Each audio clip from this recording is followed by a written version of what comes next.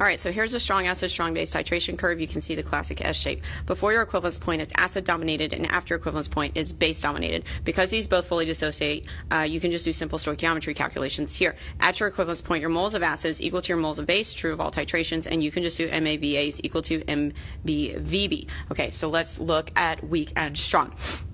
So here's your buffering region, which is characteristic of weak, strong. Your equivalence point is going to be higher than a pH of 7 because here your acid and base are fully neutralized each other. However, you have the presence of your basic salt, the conjugate base that was formed here. Okay, before your equivalence point, you have your buffering region, you're going to do Ka ice tables unless you're at the half equivalence point, at which point pH is equal to pKa. After equivalence point, strong base overwhelms, and you can just do simple pH calculations.